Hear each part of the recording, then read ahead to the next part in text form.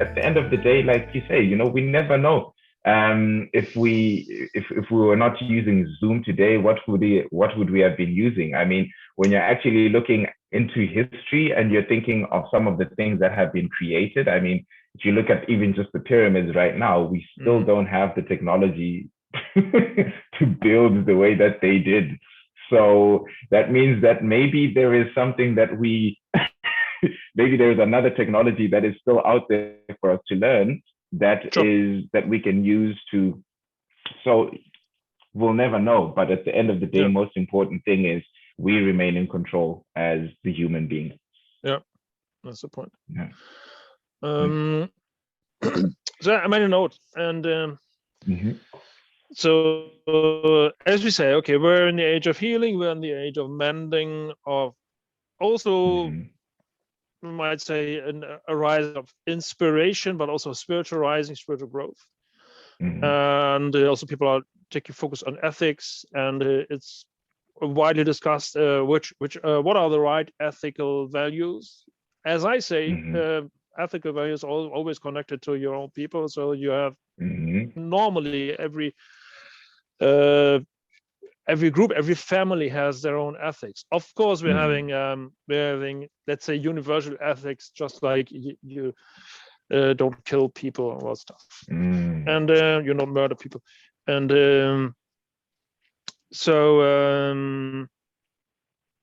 but focusing on a major topic, African Renaissance. The question is, what does this mean? What does all this evolution and this change mean in relation to Africa? So what's happening to, from, and in Africa is maybe an important question. That and how is this influencing the world? Yeah. No, I think that's an amazing thing to ask. I think one of the important things that's happening to Africa is the fact that, I mean, development, in as much as we can criticize everything that has happened from a, let's say, colonial perspective, etc., what this has on the other side contributed is a sense of development. It has contributed a sense of connectivity. It has also contributed a sense of information. So what kind of information? Information that levels the playing ground. So that means that Africa now has exactly the same resources and information as all the other continents combined, right? And this is something that's key to see from one perspective. Number two, the African, due to slavery and also, let's say, forced migration from a, economic or political perspective, we have a strong diaspora that has come out into the world and also started seeing or receiving an exposure to how the world on the other side looks like. This is a very strong thing. Why is it a strong thing? It's a strong thing because all countries that have developed due to this exact factor. You send people out, they go and get an exposure. They go and they see something else, and then they can come back and bring a change or a difference. So what has formerly been called a brain drain that has happened to Africa has become now a brain gain.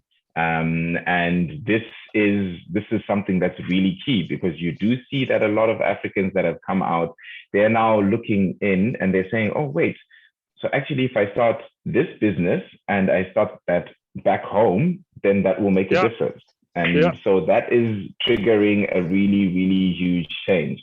And what is also happening is that you are realizing that there is now a stronger confidence because also the social, so on a humanity level, we are now doing way better than we were doing 20, 30, 40 years ago. Like there's still a lot of work that needs to be done. Like we mentioned, there's still a lot of healing that needs to happen. However, there are differences that are now beginning to allow people to be able to access better jobs, better funding or capital lending, whatever, that can allow businesses to happen. So with all of this with all these things coming together and the connectivity of the internet and, you know, people that have made, that have done better in life, what you're realizing is that the African continent is about to become a major powerhouse. Because the African diaspora is thinking of coming back. You have the diaspora that is living in the US, that is also thinking of coming back. Everyone has also, the African people have amassed a good amount also of capital that can allow them to invest.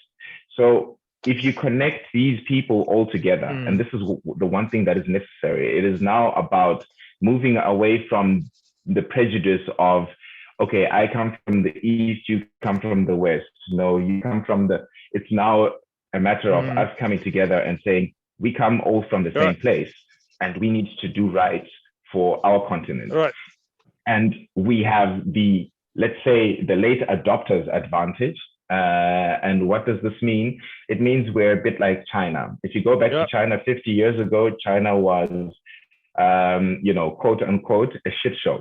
The economy was not working well, etc. Same as India. But look now, only within a couple of years. Why? Because the technology is already all being developed. We're stepping in at a time where the technology is way cheaper. So what we can do with our workforce and with our people, and together with all other communities, we can develop that continent in such a way that it's going to be, again, a major powerhouse. And we can feed ourselves, our people, and also the rest of the world. And the rest of the world can also benefit from us and what we do. I think it's an amazing thing. This is going to be a great rebirth. It's just yes. It's just like the fun. And yeah, we love this.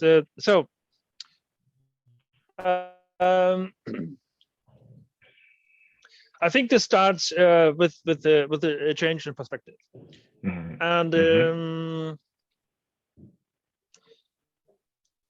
that change in the perspective means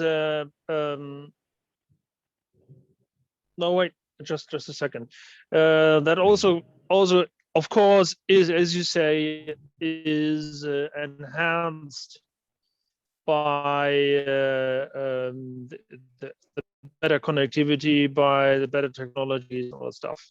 So I think this year, these last 12 months, with all the suffering, all the turmoil, all the economical turmoil, and all the health issues and all the stuff, they also brought a very big push in connecting people together.